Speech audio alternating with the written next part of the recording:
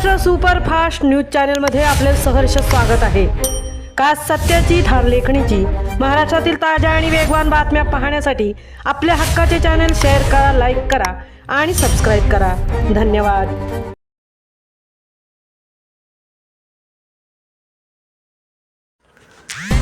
दुर्गम भागातील शाळांना पंचायत समिती सभापती अविनाश शिंदे यांची अचानक भेट।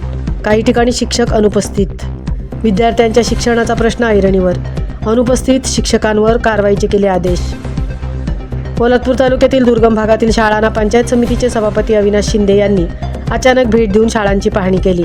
या पाहणीदरम्यान काही शाळांमध्ये विद्यार्थी उपस्थित असतानाही शिक्षक अनुपस्थित असल्याचे निदर्शनास आल्याने त्यांनी तीव्र नाराजी व्यक्त केली।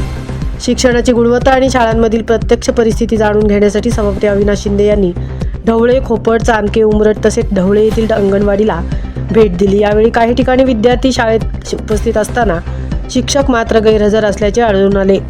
ही परिस्थिती पाहून त्यांनी संबंधित अधिकाऱ्यांना याबाबत तातडीने अहवाल सादर करण्याच्या सूचना दिल्या।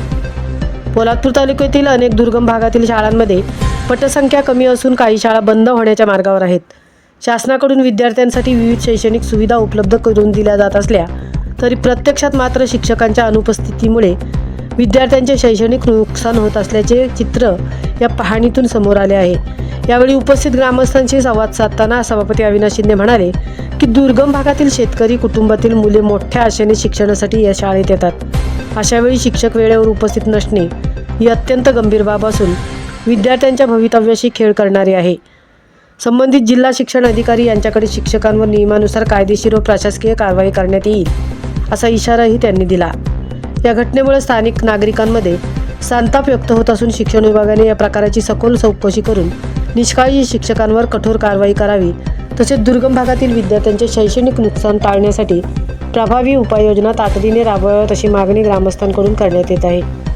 महाराष्ट्र सुपरफास्टसाठी सिद्धेश पवार, तृप्ती भोईर, पोलादपूर।